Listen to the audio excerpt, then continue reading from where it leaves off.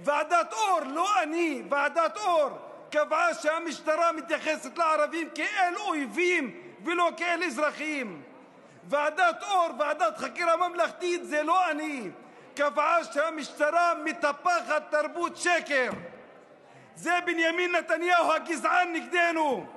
רק כשהוא רוצה להשתמש בזה נגד המשטרה, אז פתאום מסיבת עיתונאים, ופתאום הוא עומד לצד יעקוב אבו אלקיעאן. כמה צביעות, כמה שקר, כמה גזענות על חשבון הדם של האזרחים שלנו. כמה? חבר הכנסת קרעי, תודה. כמה? בבקשה. אתה תסתום את הפה, אתה. חבר הכנסת. תסתום את הפה, אתה. חבר הכנסת, בבקשה. תסתום את הפה. אחד מלוכלך כמוך. חבר הכנסת. אחד מלוכלך כמוך, תסתום. חבר הכנסת קרעי, בבקשה. אני קורא לך לסדר פעם ראשונה. בבקשה.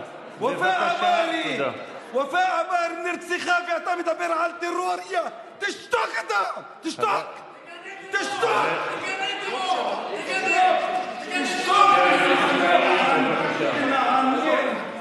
תשתוק אתה. 94 אזרחים ערבים נהרגו השנה הזו. 94 מהשכנים שלי, מהאחים שלי, נהרגו השנה הזו.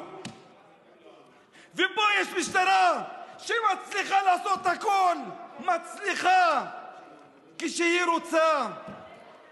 מה, אתם לא יודעים מה השמות של ארגוני הפשע המאורגן? אנחנו, הרשימה המשותפת, קוראים לכם להיכנס באבא של אבא שלהם, לכסח להם את הפרצוף. תכסחו את הפרצוף של ארגוני הפשע המאורגן. זה מה שאנחנו רוצים. יש דבר יותר ברור מזה. אנחנו רוצים לחיות בחברה ללא נשק. ללא נשק. לא רוצים את הנשק.